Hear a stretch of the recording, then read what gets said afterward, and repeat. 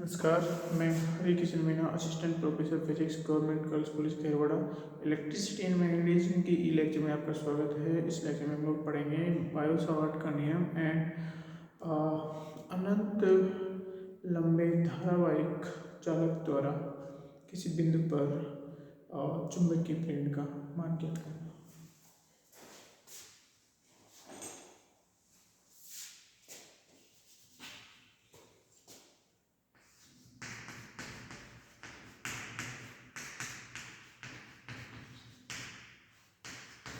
Biot Savart नियम and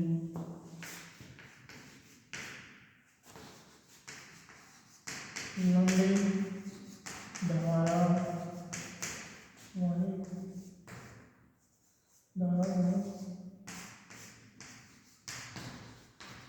चालक की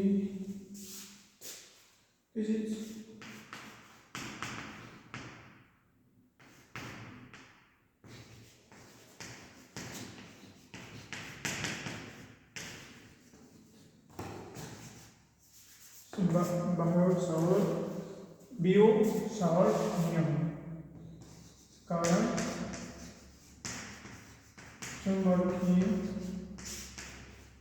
प्रेरण। ठीक है, हम लोग जानते हैं कि अगर हमारा जो चुंबकीय क्षेत्र है वो उस आवेश जब प्रवाह होता है तो उसके कारण चुंबकीय क्षेत्र आवेश के प्रवाह के कारण चुंबकीय क्षेत्र उत्पन्न होता है। तो हम लोग ज्ञात करेंगे कि लंबे धारावाहिक चालक के कारण चुंबकीय प्रेरण का मान किसी बिंदु पर ज्ञात करना किस प्रकार से ज्ञात करेंगे, और उसके लिए हम लोग बायो सावर्ट नियम का उपयोग करेंगे। बायो सावर्ट नियम क्या है? बायो सावर्ट नियम कहते हैं कि जैसे हमारे पास में कोई धारावाहिक चालक है और इसके कारण इसके किसी इसमें आई धारा प्रवाहित हो रही है। इसमें क्या कौन सी धारा प्रवाहित है? आई धारा प्रवाहित हो रही है। इसके किसी अल्पांश डी एल में भी, ये अल्पांश डी एल है, इस अल्पांश डी एल में प्रवाहित धारा कितनी होगी? आई धारा प्रवाहित होगी। और इस अल्पांश को यदि ये धारा इसमें प्रवाहित हो रही है तो हम लोग इसको कहेंगे आई डी एल धारा अल्पांश। क्या कहेंगे? धारा अल्पांश। इसके कारण इस धारा अल्पांश से, चूंकि इस धारा अल्पांश पर अगर हम लोग स्पर्श रेखा खींचे तो ये इसकी दिशा आ रही है। ठीक है, इससे थीटा कोण पर, ठीक है, इससे थीटा कोण पर स्थित किसी बिंदु P पर जो कि इससे r दूरी पर स्थित है, चुंबकीय प्रेरण का मान निम्न प्रकार से दिया जाता है। वो चुंबकीय प्रेरण होगा वो प्रोपोर्शनल होगा हमारे इस IDL की। ठीक है, IDL की। This B is also proportional to sin theta। ठीक है, sin theta हमारा ये थीटा sin है ना, and this B is inversely proportional to R square। ठीक है, या B इक्वल टू तीनों को एक साथ मिला के लिखने पे IDL sin theta divided by R square. और ये प्रोपोर्शनल कांस्टेंट क्या होता है? सॉरी, ये प्रोपोर्शनलिटी कांस्टेंट समानुपाती का जो स्थिरांक है यहाँ पे क्या आएगा? B equal to mu 0 divided by 4 pi times IDL sin theta divided by R square. तो ये हमारा बायो सावर्ट नियम कहता है कि किसी धारा अल्पांश के कारण से थीटा कोण पर स्थित किसी बिंदु P पर जो कि हमारी धारा अल्पांश से r दूरी पर स्थित है, चुंबकीय प्रेरण का मान क्या आएगा?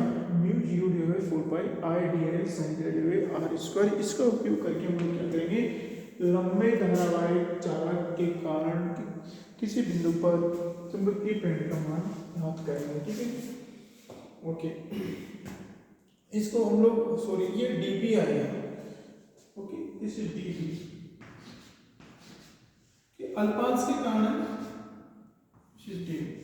किसके कारण है? इस अल्पांश के कारण है। तो पूरे इस तार में या इस धारावाहिक जो चालक है जिसमें I धारा प्रवाहित हो रही है, तो उसके कारण विद्युत क्षेत्र कितना होगा? सॉरी चुंबकीय प्लेन कितना होगा, इस इंटीग्रल कर देते हैं हम इसका, दिस इज बी, इसका इंटीग्रल कर देंगे तो क्या आएगा हमारे पास में, ये म्यू जो है 4 पाई, तो क्या है हमारा कांस्टेंट है। और यहाँ पे चूंकि इस धारावाहक जो चालक है उसमें भी हमारी कांस्टेंट करंट आई प्रवाहित हो गई थी, इस आई को भी हम लोग यहाँ पे ले लेते हैं बाहर, और फिर D L sine theta D by are square B D L, sorry इतना ही बहुत है, यहाँ पे डी एल है, इतना ही रहेगा, D L sine theta D by are square. यहाँ पे आर स्क्वायर इसलिए है क्योंकि इसके लिए तो ये आर कांस्टेंट है, लेकिन जैसे हमारा डी एल यहाँ पे आएगा, इसके लिए हमारी ये आर जो दूरी है R1 ये चेंज हो जाएगी, ठीक है। जैसे जैसे हम लोग इधर से इधर तक जाएंगे तो हमारी आर चेंज हो जाएगी, तो इस वजह से ये क्या है समाकलन के अंदर रहती है। हम लोग इसको और भी अच्छे तरीके से किस प्रकार से लिख सकते हैं, तो डी एल और साइन थीटा है उसको हम लोग इस प्रकार से लिख सकते हैं, देखो B equal to mu 0 I D 4 pi, इसको हम लोग लिख सकते हैं और D L cross R cap, D L cross R cap given R square, okay, इस प्रकार से लिख सकते हैं D L cross R cap given R square. तो ये क्या है हमारी एक सदिश राशि को रिप्रेजेंट कर, सदिश ये किसको रिप्रेजेंट करते हैं, सदिश को रिप्रेजेंट करते हैं, ओके, किसको रिप्रेजेंट करते हैं, एक वेक्टर को रिप्रेजेंट करते हैं। और जो वेक्टर क्या है, वेक्टर हमारा डी एल और आर का जो वेक्टर प्रोडक्ट है, जो जिस डायरेक्शन में आएगा वही डायरेक्शन होगी, मतलब इसमें इसका जो वेक्टर प्रोडक्ट होगा, ठीक है, वो क्या होगा, इनसाइड अंदर की ओर होगा, या फिर हम इसको राइट हैंड लॉ की सहायता से याद करते हैं, जो हमारा चुंबकीय प्रेरणा उसकी दिशा किसकी होगी, इस धारा की दिशा में, धारा अल्पांश में जो धारा प्रवाहित हो रही है उसकी दिशा में हमारा अंगूठा रखेंगे, और यहाँ से इस बिंदु P की तरफ हमारी उंगली रखेंगे, और जिधर हमारी उंगली मुड़ेगी उधर ही हमारा चुंबकीय प्रेरण की दिशा होगी। तो देखो इस प्रकार से हमारी उंगली मुड़ती है, अगर धारा की दिशा हमारी ये रहेगी तो इसके धारा अल्पांश के कारण और पूरे धारावाहिक चालक के द्वारा जो प्रत्येक बिंदु पर जो चुंबकीय प्रेरण की डायरेक्शन आएगी वो इस प्रकार से आएगी, ठीक है, ऐसे आएगी, नीचे से ऊपर की ओर ऐसे करके, इस प्रकार से एक वृत्ताकार लूप बनाती हुई इनकी डायरेक्शन होगी, ओके। या फिर हम इसको और अच्छी तरीके से लिख सकते हैं, this is mu 0 I given 4 pi, mu 0 I given 4 pi D L to R vector given R cube, ये हो गया हमारा इस P equal to mu 0 I given 4 pi D L cross R vector given R cube, okay. यहाँ पे ये are cube क्यों आ गया, क्योंकि आर कैप इक्वल टू क्या होता है, R cap equal to R vector given magnitude of R, so magnitude of R यहाँ पे नीचे आ गया इसका, और ये आर वेक्टर यहाँ पे आ गया, ठीक है। तो ये हमारा जो बी होता है वो एक वेक्टर क्वांटिटी होती है, ठीक है, क्या होती है, वेक्टर क्वांटिटी होती है, इसका सदिश रूप में। और इस समाकलन को अदिश रूप में अगर हमको करना है तो इस रूप में ही इसको हम लोग करेंगे, ओके। अब हम लोग क्या करते हैं, इस नियम का उपयोग करते हुए, ठीक है, dB इक्वल टू यहाँ पे लिख देता मैं, dB equal to sorry B equal to mu 0 I divide by 4 pi D L sine theta divide by are square, और इस रूप में इसको लिखना चाहे तो हम लोग लिखेंगे B equal to mu 0 I divide by 4 pi D L to R vector divide by R cube, okay. ये हमारा व्यू सावर की सहायता से किसी धारावाहक चालक के कारण किसी बिंदु P के किसी बिंदु पर जो धारावाहक चालक से, ठीक है, यहाँ पे इसकी चूंकि अल्पांश के कारण इसकी डिस्टेंस बदलती रहती है, पी बिंदु पर हमने पूरे धारावाहक चालक के कारण पी बिंदु पर चुंबकीय क्षेत्र इससे दिया जाएगा। ठीक है, अब हम लोग क्या करते हैं, इस धारावाहक चालक को स्ट्रेट लेते हैं एकदम। ठीक है, और अनंत लंबाई का भी हम लोग कंसिडर करेंगे। पहले हम लोग लंबे धारावाहक चालक के लिए इसका मान निकालते हैं, इसके कारण लंबे धारावाहक चालक। ठीक है, सो हमारे पास क्या है, जैसे ये हमारे पास में कोई धारावाहक चालक है। ठीक है, ये धारावाहक चालक है। ओके, इसकी लंबाई हम लोग बाद में अनंत कंसिडर कर लेंगे। और इसके किसी बिंदु इसमें आई धारा प्रवाहित होती है। कौन सी धारा? आई धारा प्रवाहित होती है। इसमें यहाँ पे कोई बिंदु हमारा ओ है, जो कि इस धारावाहक चालक है, लंबे धारावाहक चालक है, उसके मध्य में स्थित है। इससे किसी दूरी ए पर कोई बिंदु पी स्थित है। ठीक है, क्या है, ए दूरी पर कोई बिंदु पी स्थित है। इस पर हमको क्या करना है, पूरे धारावाहक चालक के कारण चुंबकीय प्रेरण का मान ज्ञात करना है। तो हम लोग बीओ-सावर्ट नियम का यूज करेंगे। हम लोग क्या करते हैं, इस ओ से एक्स दूरी पर, ठीक है, ओ से एक्स दूरी पर हम लोग दो क्या लेते हैं, धारा अल्पांश लेते हैं। ठीक है, क्या लेते हैं, धारा अल्पांश लेते हैं, दो बिंदु। ये धारा अल्पांश है। ठीक है, ये क्या धारा अल्पांश है, आर टी एक्स है। ठीक है, इसको हमने एक्स मान लिया, और ये हमारा एक्स दूरी पर स्थित है। ठीक है, और ये भी हमारा माइनस एक्स दूरी पर स्थित है। दोनों की डिस्टेंस बराबर है ओ से, और ये हमारा आई डी एक्स है, ये भी हमारा आई डी एक्स है। ठीक है, डी एक्स हमारा इसकी लंबाई है, और आई इसमें धारा प्रवाहित हो रही थी, धारा पर आई डी एक्स हो गया, ये ए है। और इस धारा अल्पांश से इस बिंदु की दूरी हमारी आर है। ठीक है, क्या दूरी है, आर दूरी है। और ये हमारा एंगल कितना है, ये एंगल हमारा थीटा है। ओके, तो ये हमारा एंगल कितना होगा, ये हमारा एंगल होगा पाई माइनस थीटा होगा। ठीक है, ओ पी। और इस बिंदु का हम लोग कोई बिंदु एन बिंदु कंसीडर कर लेते हैं। इस बिंदु क्या कंसीडर करते हैं, दिस पॉइंट इज बिंदु एन। ओके, अब हम लोग क्या करते हैं, ट्रिपल ओ पी एन से देखते हैं। ट्रिपल ओ पी एन से हमारा ये लेंथ कितनी, ये तो हमारी एक्स है। ठीक है, this is also x and this is also x. तो this a by x equal to कितनी होगी, this a by x equal to ये हम क्योंकि 90 डिग्री है, तो ये पाई माइनस थीटा करके tan पाई माइनस थीटा हो जाएगा। ठीक है, और tan पाई माइनस थीटा क्या होता है, this is minus tan theta. Okay, so a is equal to minus x tan theta. Okay, और x इक्वल टू क्या है हमारा, x इक्वल टू इसके नीचे जाएगा तो माइनस a कोण थीटा आ जाएगा। ठीक है, इसका हम लोग यूज करेंगे, इसलिए हमने लिखा है। अगर हम लोग इसको और ज़्यादा सॉल्व करना चाहें तो हमारा dx कितना है, dx equal to minus a, और इसका हमने समाकलन किया तो हमारा आ जाएगा minus u s e c cosec square theta d theta. That is dx equal to a cosec square theta d theta. Okay, एक का हमारा लिखना है dx equal to a cosec square theta d theta. Okay, और दूसरा हमारा यहां से देखते हैं a by are equal to कितना आता है। ठीक, a by R, so a by are equal to क्या आता है,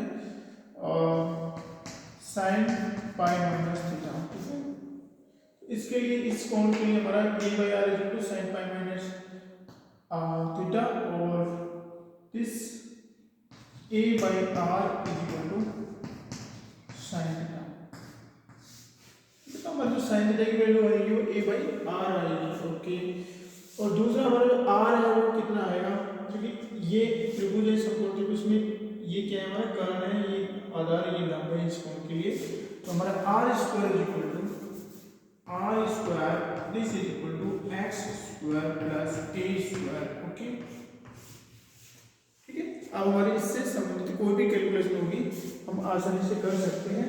हमने क्या किया, एक लंबा धारावाहिक चालक लिया, उसमें ये माना कि इसमें कांस्टेंट करंट I प्रवाहित हो रहा है, उस धारावाहिक चालक के कारण किसी बिंदु P पर हम लोग क्या करना चाहते हैं, चुंबकीय प्रेरण का मान ज्ञात करना चाहते हैं, इसमें I धारा प्रवाहित होने के कारण ये बिंदु P हमारे बिंदु O से A दूरी पर स्थित है, और O क्या है, इस धारावाहिक चालक को दो बराबर भागों में बांटता है। ठीक है, हम लोग क्या करते हैं, O से x दूरी पर कोई अल्पांश dx लेते हैं, तो ये धारा अल्पांश कितना हो गया, I dx हो गया, m बिंदु पे है, और दूसरा धारा अल्पांश हम लोग I dx x दूरी पर नीचे की ओर लेते हैं। इनकी दूरी क्रमशः बिंदु P से r है, ये एंगल हमारा थीटा है, तो ये हमारा पाई माइनस थीटा हो जाएगा। ठीक है, कितना हो जाएगा, पाई माइनस थीटा। देखो यहाँ पे हम लोग थोड़ा सा जो ट्रिग्नोमेट्री है इसको पहले से लिख लेते हैं। यहाँ पे ये कर्ण है, ये आधार है, ये लंब है इस कोण के लिए, तो ये r square equal to a square plus x square होगा, तो r square equal to x square plus e square हो गया।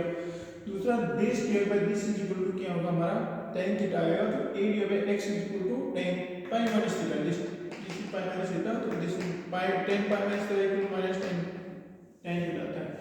a is equal to minus x tan theta, तो x इज इक्वल टू क्या होगा, इसको किया जाएगा, तो ये आएगा हमारा x is equal to minus a cos theta आ गया। अब इसका अवकलन कर लेते हैं, तो dx is equal to minus a तो रहेगा, इसका cos थीटा का हो जाएगा minus cos square plus d theta, तो dx is equal to a cos square theta d theta. Okay, अब हम लोग क्या करते हैं, हमने ट्रिग्नोमेट्री पहले लिख ली है, अब हम लोग इस धारावाहिक चालक के कारण बिंदु P पे हम लोग क्या करते हैं, चुंबकीय क्षेत्र का मान, चुंबकीय प्रेरण का मान ज्ञात करते हैं। तो सबसे पहले हम लोग क्या करते हैं, इस अल्पांश के कारण बिंदु P पर चुंबकीय प्रेरण का मान ज्ञात करते हैं। तो अल्पांश के कारण जो चुंबकीय प्रेरण होगा dB होगा, dB कितना आएगा हमारा, dB इज इक्वल टू, ठीक है, dB इज इक्वल टू, या हम लोग डायरेक्ट यहाँ से भी लिख सकते हैं, dB is equal to mu 0 I divide by 4 pi, okay, और dl sin theta divide by r square होता है। ठीक है, ये हमारा बीयू सावर्ट नियम से था। फिर हमने क्या किया, संपूर्ण काल के कारण करते तो हम लोग क्या करते हैं, इसका समाकलन कर लेते हैं, तो this is dB is equal to b, this is equal to mu 0 I divide by 4 pi, ये हमारा बाहर आ जाएगा mu 0 I divide by 4 pi, क्योंकि म्यू 0 I डिवाइड 4 पाई क्या है, कांस्टेंट है, म्यू 0 I डिवाइड बाई 4 पाई क्या है हमारा कांस्टेंट है, तो this is mu 0 I divide by 4 pi and integration of this dl की जगह हमारा क्या है, ये dx है। ठीक है, क्योंकि यहाँ पे हमने dx माना, तो dx sin theta divide r square. Okay, अब हम लोग चाहें तो इसको हम लोग केवल r के रूप में भी लिख सकते हैं।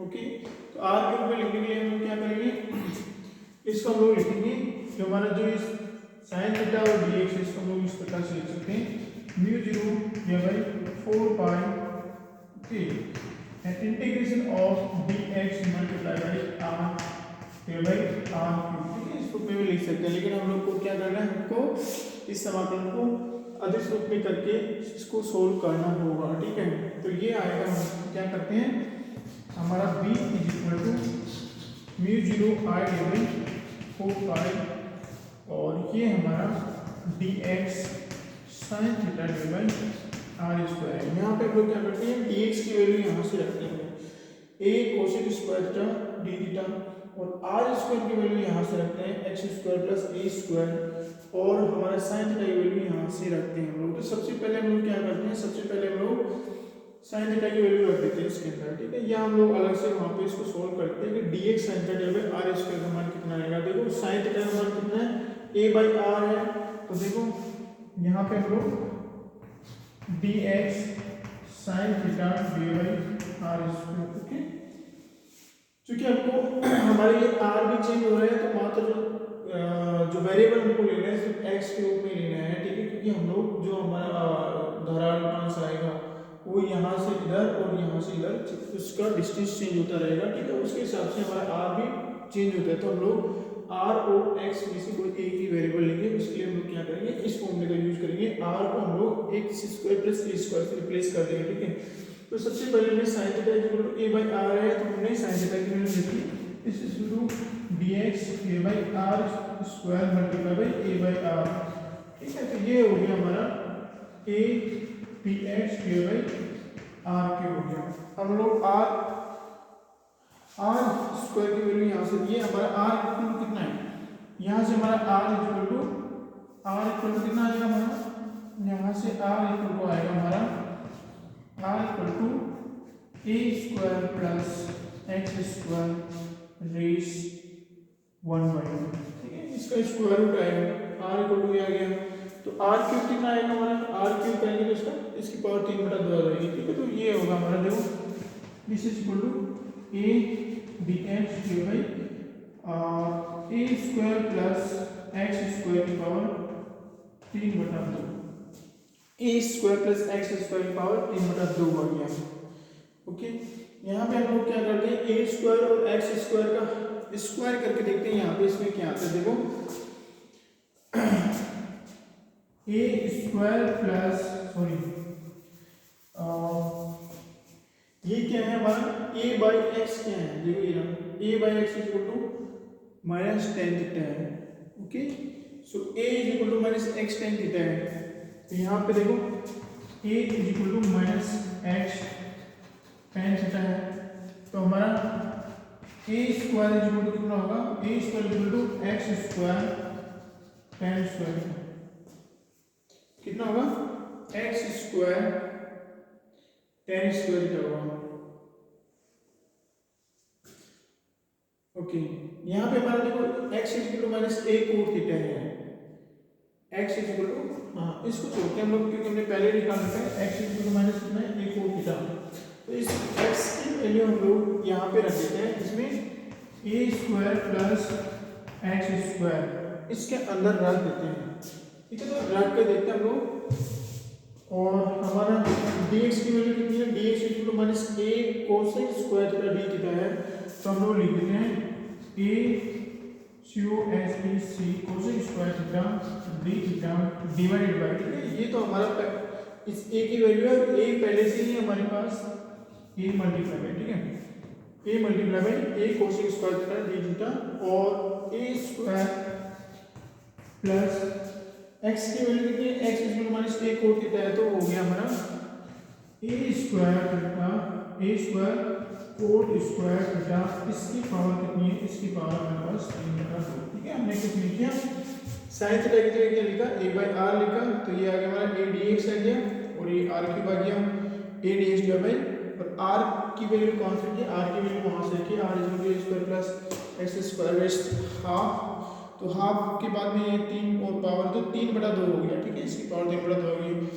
फिर हमने क्या किया, a को ऐसे नीचे उतार दिया, और dx की वैल्यू कहाँ से रखी, dx की वैल्यू हमने यहाँ से रखी, a cosec square theta d theta, ठीक है, a cosec square theta d theta, और a स्क्वायर ऐसे कैसे है, x की वैल्यू कहाँ से रखी, हमने x की वैल्यू a कोट थीटा से रखी, तो ये आ गया हमारा a कोट स्क्वायर थीटा, ठीक है, स्क्वायर है ये, इसकी पावर 3/2 होगी, ठीक है। इसमें से हम लोग क्या करते हैं, इसके अंदर से हम लोग a स्क्वायर कॉमन ले लेते हैं, तो ये आ जाएगा हमारा a square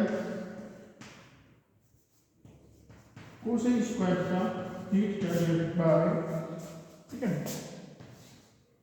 a square common लेने के बाद ये बचा 1 प्लस कोट स्क्वायर थीटा, ठीक है। 3/2 तो वैसे बाहर ही हमने एक और ब्रैकेट लगा के a स्क्वायर कॉमन ले लिया, ओके।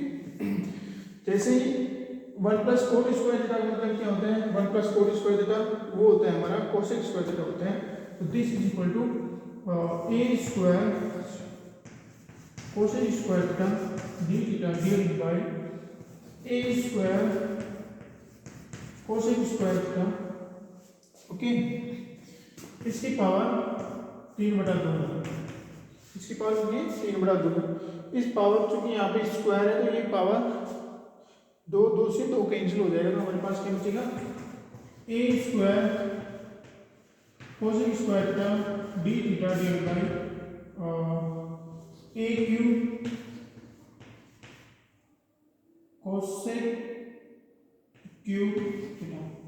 ठीक है, हमारे पास क्या बचेगा, a cube cosec cube theta. यहाँ से दो दो कैंसिल होने के पश्चात तीन पावर बचती है, तो ए क्यूब कोसेक क्यूब थीटा बचेगा। देखो तो स्क्वायर से क्यूब एक स्क्वायर से स्क्वायर कैंसिल हो जाएगा, यहाँ स्क्वायर से स्क्वायर कैंसिल होने के पश्चात हमारे पास ए कोस थीटा बचेगा, ऊपर क्या बचेगा, डी थीटा बचेगा। तो देखो हमारा जो d x sine theta divide by are square था उसको हमने सॉल्व किया, और सॉल्व करते करते हमारे पास क्या बचेगा, यहाँ पे ये ए कोस थीटा ए स्क्वायर कोस स्क्वायर थीटा यहाँ से कैंसिल हो जाएगा, और एक टर्म यहाँ पे बच जाएगी, ऊपर बच जाएगा डी थीटा।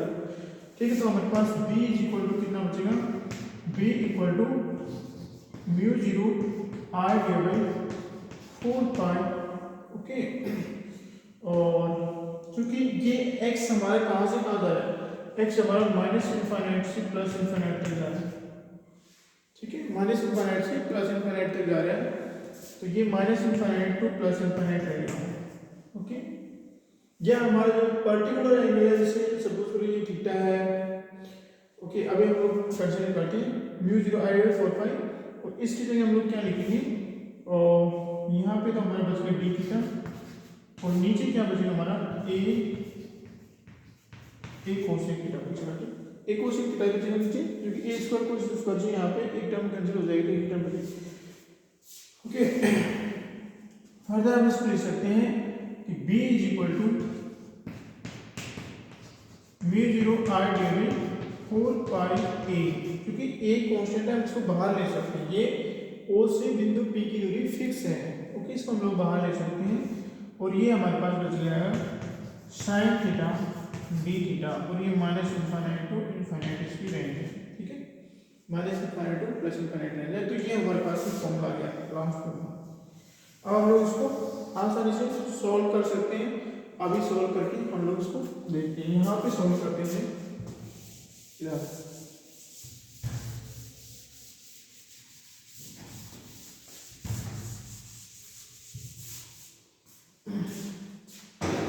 देखो, जो हमारा साइन थीटा उसका समाकलन क्या होगा, उसके समाकलन होगा हमारा, देखो इस b equal to mu zero r divide 4 pi. Okay, अगर ओके यदि ये हमारा जो तार है अगर इन्फिनिट लेंथ का नहीं है, तो हम लोग क्या करते हैं, जो हमारी जो ये जो हमारी लिमिट है उसको भी हम लोग चेंज कर देते हैं। ठीक है, ये हमारी लिमिट 0 से पाई आएगी। ठीक है, क्या आएगी, 0 से पाई आएगी।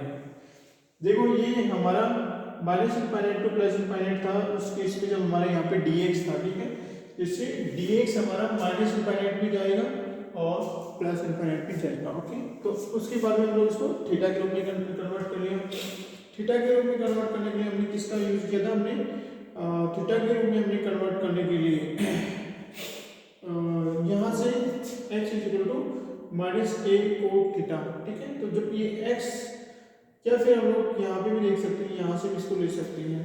Okay, so x equal to minus A cot theta, यहाँ से x इक्वल टू इनफाइनाइट करेंगे। ठीक है, x इक्वल टू इनफाइनाइट करेंगे तो हमारा थीटा कितना आएगा।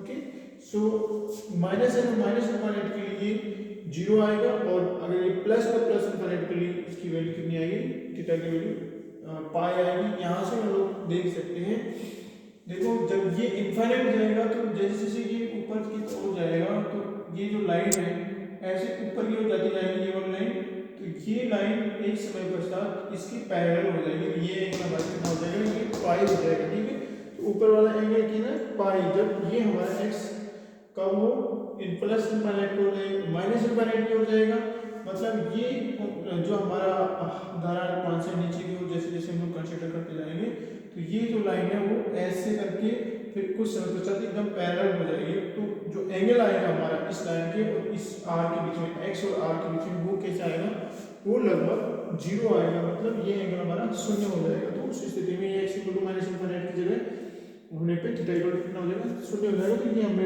रेंज रखी 0 to पाई रखी, ठीक है। अगर हमारे पास कोई लिमिटेड वो है तो हम लोग क्या कर सकते हैं, इसको हम लोग अल्फा मान सकते हैं, इसको बीटा मान सकते हैं, ओके, या इसको हम लोग बीटा इसको अल्फा मान सकते हैं। कोई भी रेंज के लिए हम लोग कैलकुलेट करना चाहिए। फॉर एग्जांपल हम लोग इसको 0 to पाई के बजाय हम लोग अल्फा और बीटा की रेंज में कैलकुलेट करना चाहते हैं साइन थीटा, ठीक है। तो साइन थीटा का समाकलन कितना होता है, म्यू 0 r डिवाइड 4 पाई, ठीक है। इसका हो गया हमारा minus cos theta alpha and this is beta, ठीक है। तो this is b equal to, ठीक है, b equal to mu 0 r divide 4 pi. इसको हम लोग रखते हैं तो हमारा वैल्यू आएगी cos alpha minus cos beta, ठीक है। इसकी वैल्यू रखी तो हमने cos alpha minus cos beta आ रही है। जैसे हम लोग अगर alpha equal to 0 alpha equal to पाई रखते हैं तो ये हमारी क्या हो जाएगी,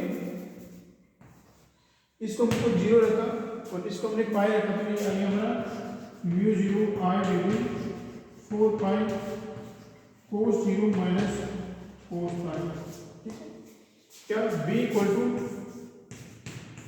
क्या हो जाएगा, क्योंकि कोस 0 का मान कितना है, इसका मान 1 है और इसका मान कितना है, इसका मान -1 है, -1 और माइनस पहले से ही यहाँ पे, तो ये कितने हो जाएंगे, टोटल 2 हो जाएंगी और 2 से हमारा 2 कट जाएगा। यहाँ पे हमारा a हो रहा है, कहीं पे a है, ठीक है, a है यहाँ पे, ठीक है। तो 2 से 2 कट जाएगा, हमारा क्या आ जाएगा mu 0 r divide 2 pi a, ठीक है। तो इस प्रकार से एक लंबे धारावाहिक चालक के कारण उसके सेंटर से p बिंदु पर जो कोई बिंदु आएगा उस पर जो चुंबकीय प्रेरण का मान आएगा mu 0 r divide 2 pi a आएगा। अर्थात इससे इसको हम लोग सेंटर मान के, इसको सेंटर मान के, इसको त्रिज्या मान के अगर हम लोग परिधि माने तो 2 पाई a आएगी, ओके। और म्यू 0 तो हमारा कांस्टेंट है और I इसमें करंट है, तो mu 0 divide by 2 pi a times I, ठीक है। तो करंट का mu 0 divide 2 pi a times यहाँ पे चुंबकीय प्रेरण होगा। तो इस प्रकार से हम एक लंबी धारा चालक के लिए इसका मान ज्ञात कर सकते हैं। न्यूटन और नियम का उपयोग हम लोग अन्य कई प्रकार के या लगभग सभी प्रकार के धारा चालकों के लिए इसका यूज करके चुंबकीय प्रेरण का मान ज्ञात करते हैं। लेक्चर देखने के लिए शुक्रिया, थैंक यू।